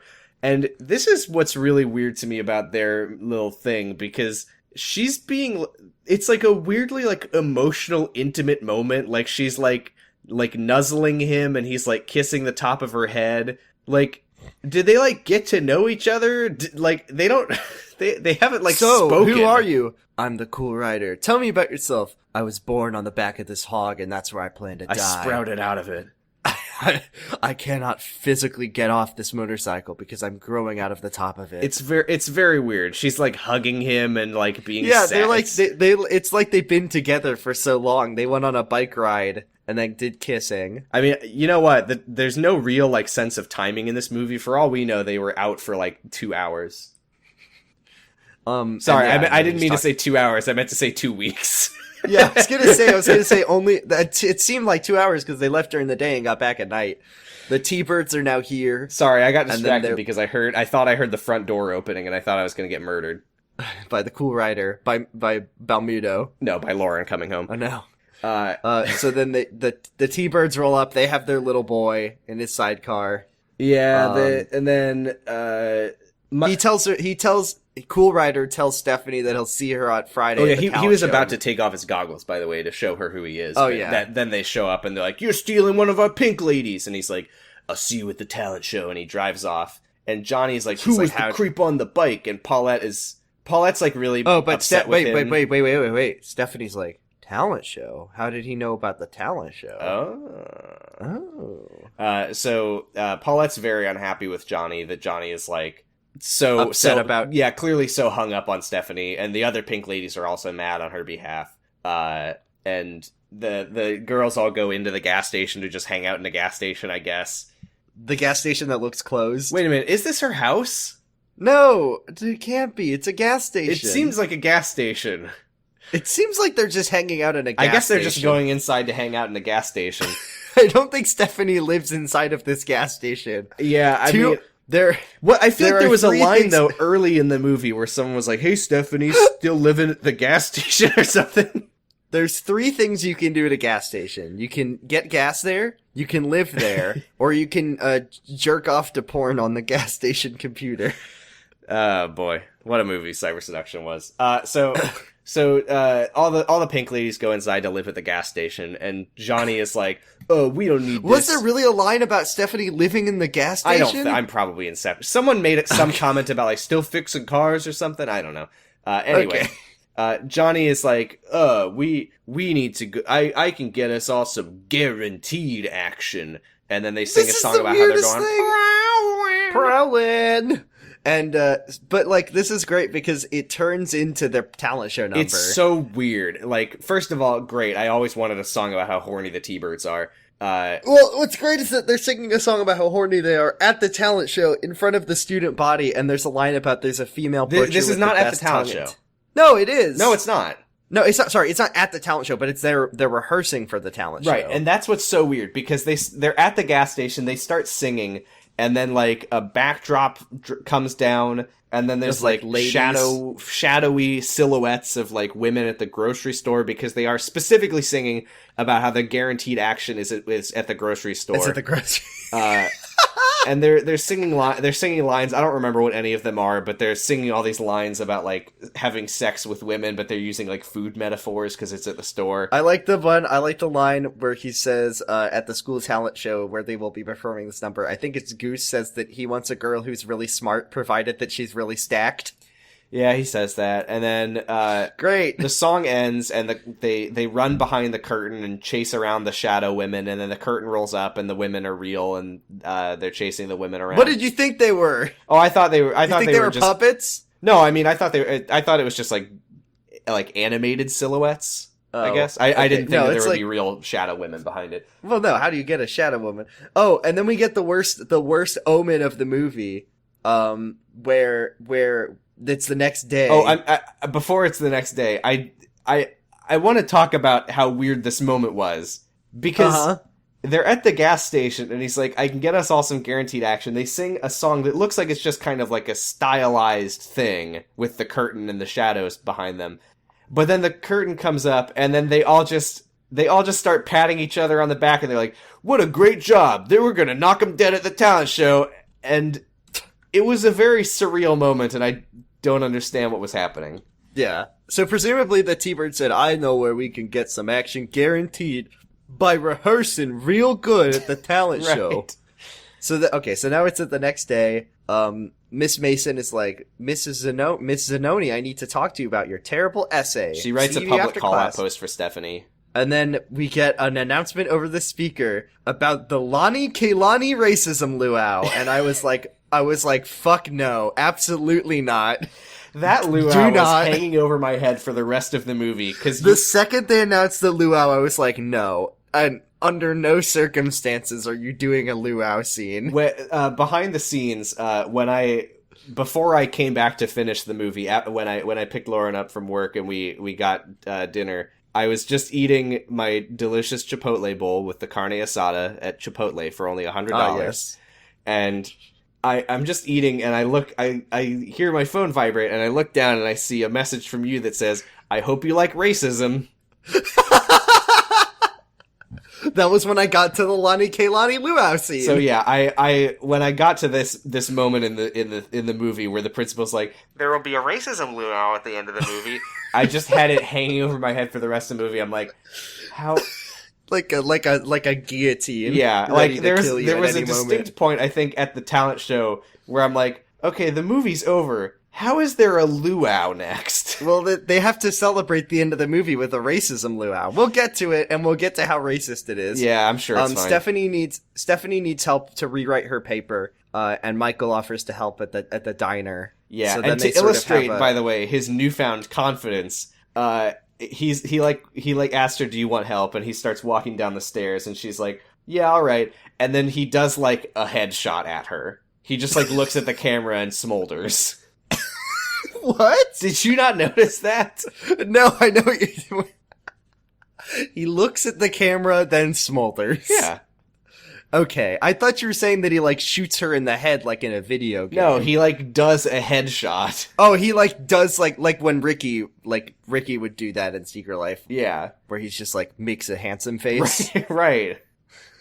So, yeah, they have a conversation where she talks about Cool Rider and Michael while he's trying to help her study. Yeah, they're at the diner, and she's like talking. She's like, "Oh yeah, I think I met my Mr. Right," and he's like, "Oh right," and they keep doing that, like that's funny. And then she's like, "I've seen him twice now, and he's got goggles like a spaceman, but I wonder what this is." She's like, "I have a problem. What if he's not what I imagined? What if behind those spaceman goggles he's just some ordinary guy?"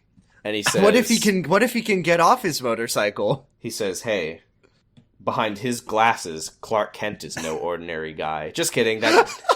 There's so many moments in this that feel like they're trying to like tie together a Superman thing, but they just never do. Well, no, because it would be behind. Yeah, it would be the other way around. Behind Clark Kent's ordinary glasses, there's an extraordinary guy. What if behind Cool Rider's extraordinary goggles, there's an ordinary man? But that's the thing, is what would make sense. What does Stephanie want is what I guess I'm She already told you she sang a song about it. What would make sense is if they were doing a thing that's like, you think that this guy's so cool, but really all you know about him is that he rides a motorcycle. But behind the goggles is where all of his good qualities are when you get to know him, and that's the Superman metaphor. But Stephanie's good quality is that he has a motor. I think what Stephanie wants, realistically, is a guy who every day picks her up, takes her on a motorcycle ride, kisses her, and then drops her off at the gas station where she lives, and that's just their relationship. Exactly.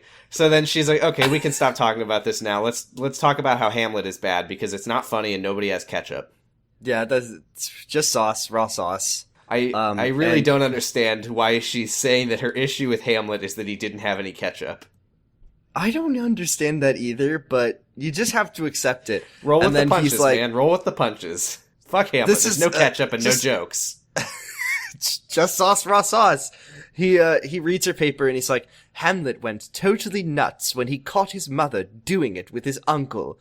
And then he's like, "Me, an intellectual. Hamlet was distressed by his mother in an incestuous row with his uncle," which I'm pretty sure that it's not incestuous at all. I thought it was that the Hamlet's mom and then the dad's brother. It's Brenda incest. Yes.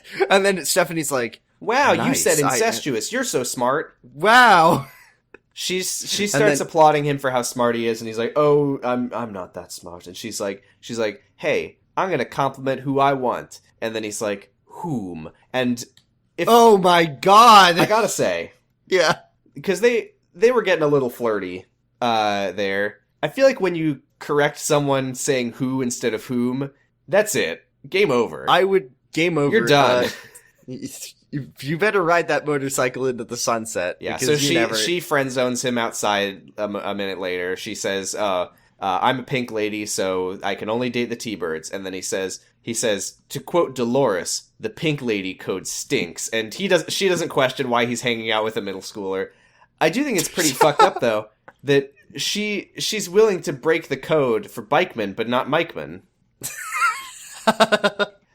Well, Michael isn't growing out of a cool motorcycle, Sam. Seriously, though, that's so fucked up how she just spent an entire conversation saying that she met Mr. Right, who's not a T-Bird, but then tells him, like, "Oh, but I can't date you because you're not a T-Bird." He's not a T-Bird, and he doesn't have a motorcycle. And then the T-Birds show up, and they're like, "Here it is, the place where we're definitely gonna score, the diner." Yeah, so Johnny and Goose are here, and in this moment I realized that Johnny is Yusuke and Goose is Kuwabara, and... Who? Oh, did you never watch Yu Yu Hakusho? No, sorry. Oh, man. Fucking... Google Grease 2 Johnny and Goose, and then Google Yusuke and Kuwabara. Yusuke and... Hold on, we'll get this live on air. Okay. Yusuke and Kuwabara. Oh, okay. I see. So it's got the... Yusuke is like the short, but he's like the... And then Kuwabara is like the tall... Sure. Okay. Yeah, it literally... Is Yusuke is the main character, right? So he's like the Johnny. Oh, so it's like Kuwabara's Johnny and like the tall... funny, tall sidekick with the dumb red hair. There we go. Yeah, I think Yu Yu Hakusho confirmed to be based on Grease 2. So, Johnny tells Stephanie, he's like, Stephanie, I've decided that you and I are officially over. And she's like, oh my god. Okay. And then he gets all sad dick about the fact that she isn't hurt by that. And he's like, you better return your pink lady's jacket. And then we get, in my opinion, the only funny T-Birds moment in the entire movie, which is that Johnny, after Stephanie leaves, he like gets all mad by the front door of the diner, and he gets pissed off and he like punches the wall, and then he walks in, and then Goose kind of hangs back, and then once Johnny's out of the way, he also gets mad and punches the wall in solidarity, and I was like, okay, that's pretty funny. You gotta punch the walls that your friends punch. Yeah, fact. I have a stray note here that just says Michael should change his name to Michael. He should change it. She would like him more if he was called Michael. Yeah. And then we get a lunchroom sad song called Charades, I think, and this is the worst song in the movie. Oh man, this really is the worst song in High School Musical. And it goes on for it goes on for so you long. Were my fairy tale. So he's like drawing hearts, and what's funny to me, there's so little to say about this song. The one thing I will say is that this song, it so clearly seems like it's being dubbed over, like the voice, the lip syncing, and like the what's it called? ADR seems so bad, but the dubbing is also really poorly, like the singing is really bad in the dub too. Like there's no good singing going on in this song. No, well, it is Maxwell Caulfield. Sorry, he's just not very good. Why is he so bad? Here's what really gets me about this song, is that it begins with him at the cafeteria. He has like an awkward kind of like... Oh, you know what else is really weird about the song? Yes. And then he starts in his head, he's singing a song about how he fucked up and he did a bad job. The song begins in his head, but then later he starts singing it out loud. Then he's singing out loud. It's so fucking surreal. At which point I'm like, wait, is he actually... Is this diegetic? Is everybody, like, hearing this right now? Because if not, then why was he singing in his head at the start? And he just says charade 100 times. And now, okay, so now we're at... Every fucking song in this movie has 3 fake-outs where it sounds like it's about to end, but then it has a key change and keeps going. And this song is no exception. They were really banking on charade. It's bad. Anyway. So this is confusing, because I thought they were at, like, prom, because they're all, like, dressed up all nice. It's the talent show. And they're like taking pictures. Yeah, they're just at the talent show, which they're gonna change into their costumes anyway. So they're at the talent show, walking down the red carpet, and Cool Rider shows up, and he rides over to Stephanie, and then the T-Birds ride up, and they say, "Hey, we're gonna do combat with you. We're gonna rearrange your face." Yeah, so he drives off, and they chase him, and then the pink ladies get in the car. And then they start doing like a fucking action scene car chase where they're like swerving around oncoming traffic. Yeah, the pink lady says, "For no reason." One of them says, "We're gonna die, and I'm wearing my mother's underwear." Yeah, don't know. And then there's a big goofy comedy sign that says, "Dead Man's Curve. Do not drive off of this on a motorcycle. Dead Man's Curve will kill." And is Michael like, It's such a weird shot, because they're chasing Michael, and he jumps Springfield Gorge, but the shot... You don't see it. The shot that we get, though, is just Michael doing a jump, and then just going into the darkness. Yeah, but do we see him do the jump? I did not see a jump happen. I thought you just sort of see him go off screen, and then you never see him again. You do see a shot of him, like, just... full black background just on his motorcycle, implying that he's doing a jump. I see. But no one's ever jumped Dead Man's Curve. Yeah, and then, like, so Stephanie arrives and she's crying and she's like, "No, Cool Rider's dead." It was a little awkward, by the way, because in this scene where Stephanie and the pink ladies are there and she's like looking at the void because you can't see anything. Yeah, it's very dark. Yeah, it must be a really long jump because you can't even fucking see a background here. Yeah, it's a 100-foot jump, reportedly. Yeah, so she's crying, but you only see her from behind, and they're like ADRing the crying dialogue. Yeah. Like, I don't know if Michelle just couldn't cry. I don't know. She knew the truth behind Cool Rider. Right.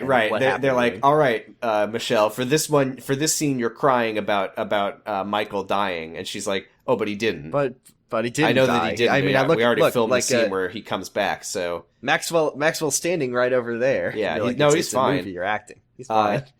So then everybody's basically like, no, he's probably alive, Stephanie. Don't worry about it. She's like, don't worry about it. And then they go back to school. Better do a good audition job at the talent show. So then we get a scene of the T-Birds tying up the Peptones for some reason in the shower, and they turn on the shower too, just to like I guess they just think that they might have a chance of winning. This is what I really don't understand is that they're acting like the Peptones are like incredible, like we don't stand a chance unless we take care of those guys.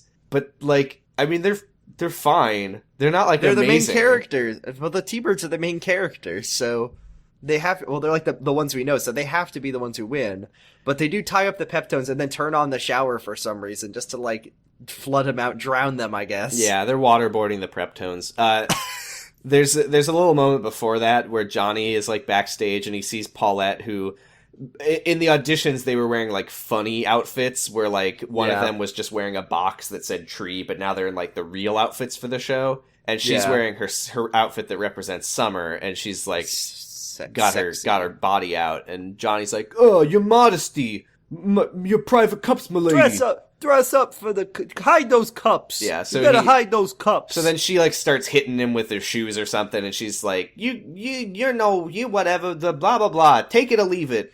And then she pushes him onto stage by accident, and there's like a funny Elvis dude. The guy who's singing is like doing like the biggest Elvis impression of his life, and he's like on the floor from how Elvis he is. Yeah, and he's like grabbing Johnny's leg for some reason. Well, that's what Elvis always liked to do, is grab people's legs and trip them. So Johnny like shakes him off and goes back. It's very weird. And then the principal comes by and he grabs her leg too. I don't know what's going on with that guy, but it's okay. Bad. Then we just sort of prowling is over. Here's the thing, by the way, is I have to imagine that when the Peptones escape from the shower or are found dead in the shower, assuming they survive, which they do, you would think that they would be like, hey, the T-Birds tied us up in the shower. And then, well, they know, once again, the T-Birds they have like diplomatic immunity. The principal likes the T-Birds. Right, there's no consequences for them doing this. That's the other thing. The Peptones don't even get to, once they escape and arrive at the talent show, they don't even get to do their song. Because they're there, but also, here's another thing. Mrs. McGee is like, these are my guys. And then she says, it's the T-Bones. So she doesn't even know their gang name, and she'll defend them to the grave. Yeah, but the Peptones arrive, they're all dripping wet, and then they're like, oh, well, clearly you decided to take a shower in your clothes, so you don't get to sing. You're sorry. Disqualified. So the T-Birds sing Prowlin', and everyone loves it, so I don't know why they needed to tie those guys up, because there's like a fucking standing ovation for their wonderful song. Wow! I'm the principal and I love pussy jokes! Yeah, so the calendar girls come out and there's... Just saying, it's not a very school-appropriate song. No, there's literally a line about making love on the beach in the summertime. No, that's the calendar's one. That's the calendar girl song. Oh, yeah, I was going to that. Yeah. Oh, I see. I think your audio cut out for a second. Yeah, so, by the way, talking about how... I mean, I know that High School Musical was probably, like, based on Grease in a large part, but it was really bothering me how in the same way as High School Musical, we keep going back and forth between whether or not the music is diegetic, and it's very weird. So here's another thing that bothered me.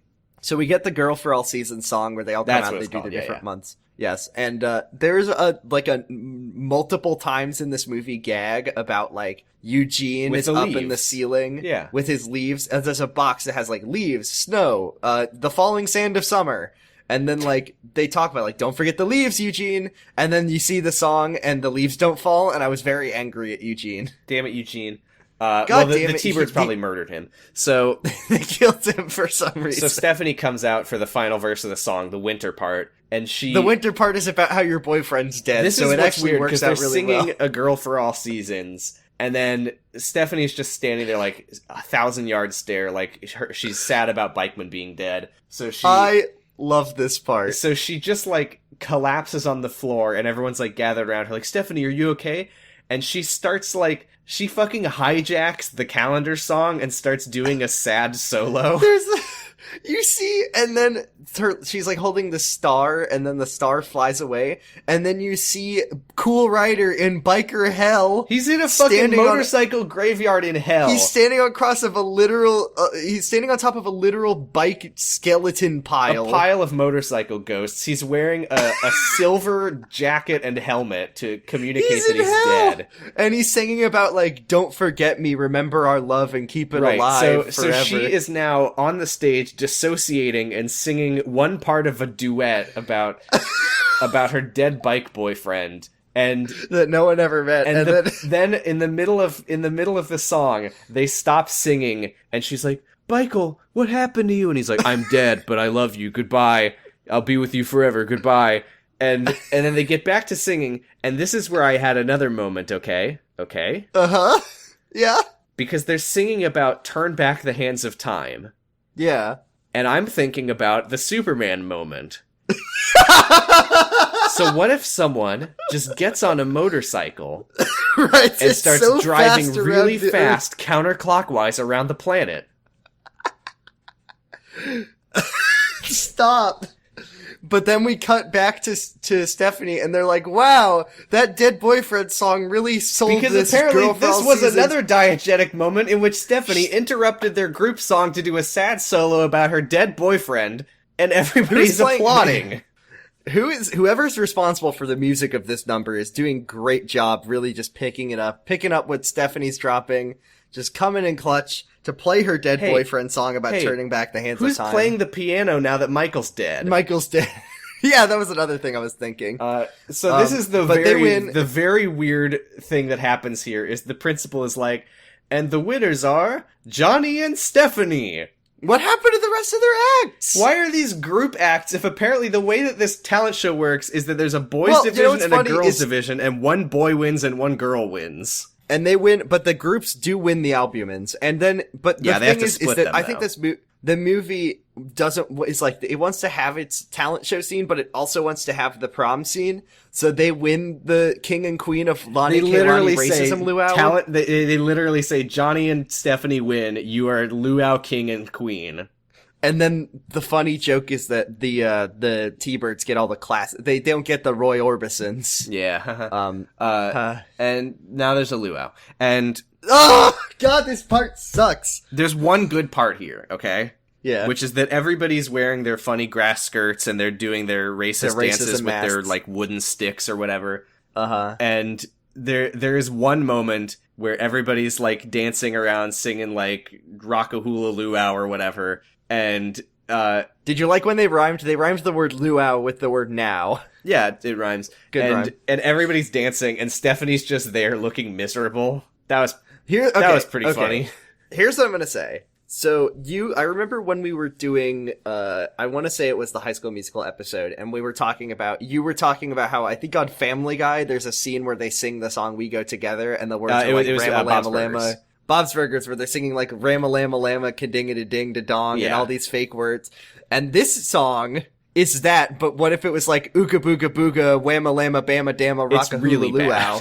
It's so fucking, they literally say Ooga Booga Booga, so that's great.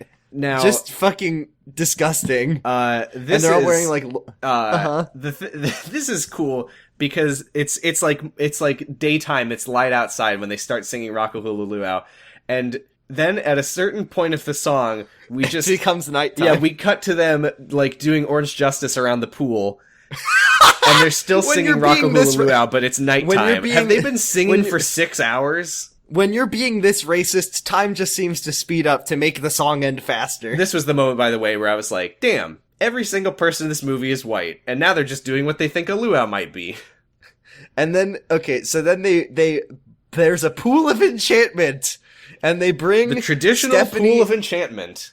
Just like in the Polynesian cultures where you have a big boat in a shallow pool. I love this because this pool becomes a plot point kind of. But like Stephanie and Johnny are on this like bed wicker float. Yeah, like a big wicker thing float in the pool.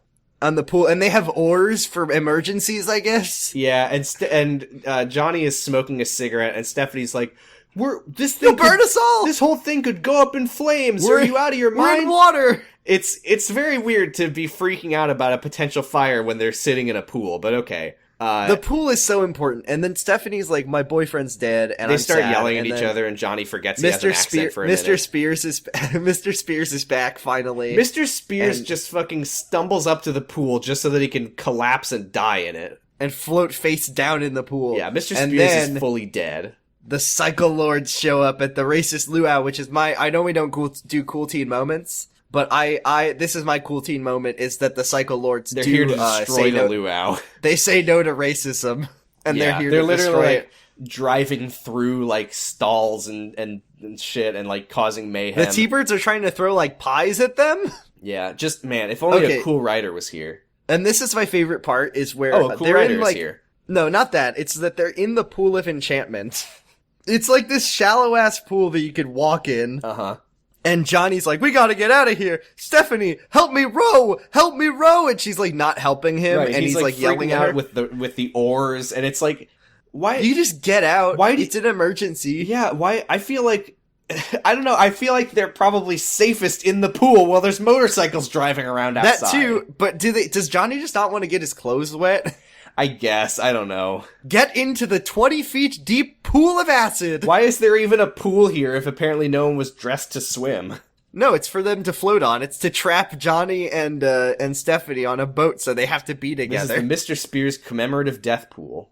Here's my other question. What is the time? Okay, so obviously Cool Rider is here. He's wearing like Mad Max clothes. He's like shirtless with a leather vest that he bought, I guess. Here's two questions. What is the time period where Michael has been gone from school? I think it's a few hours.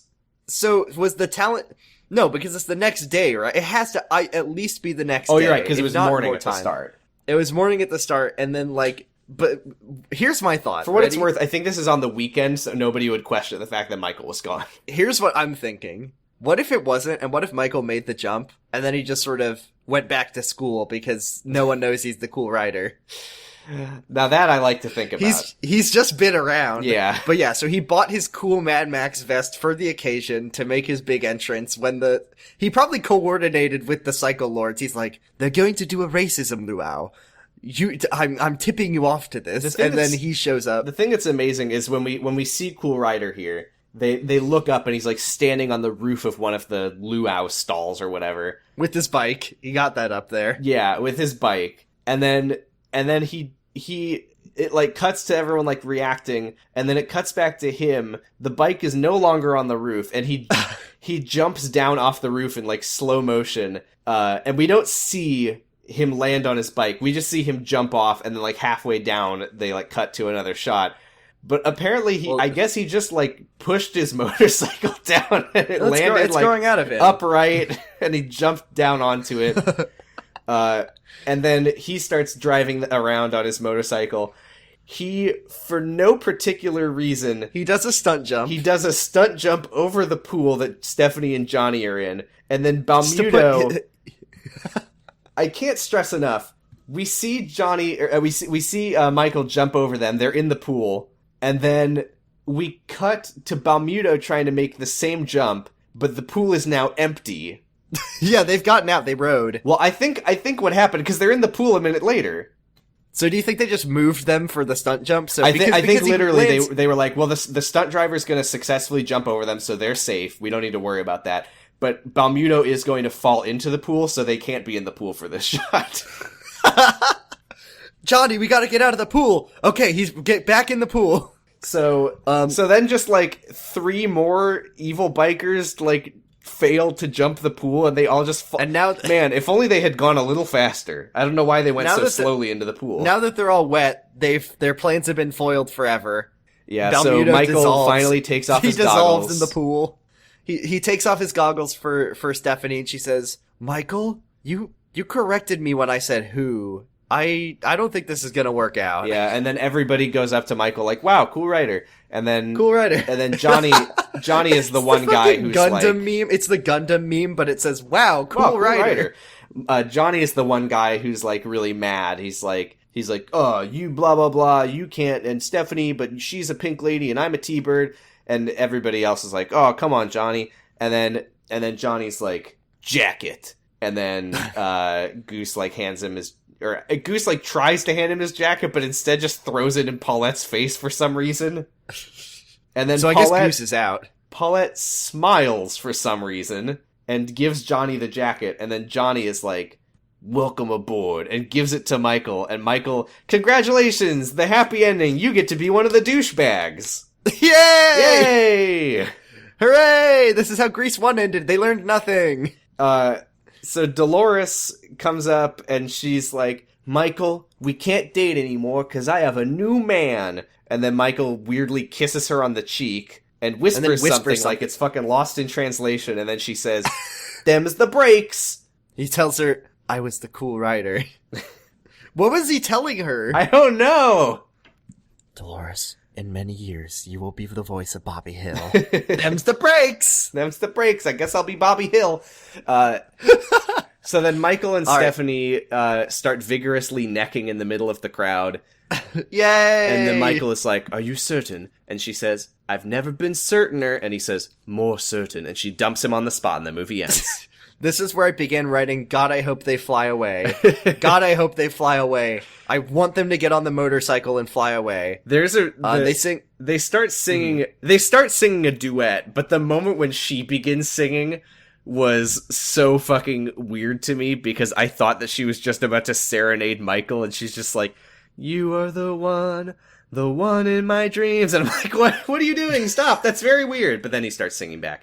And then... Yeah, and then, well, so what's funny is, like, we'll go together. This song's called We'll Be Together. The lyrics are basically like, we'll be together, like birds of a feather forever. And a ding-a-dong. And then ding-a-dong, ding-a-ding-da-doo. But it's like, this is like the finale song, but it's all slow and boring. Yeah, like, and this is... The weird thing is, like...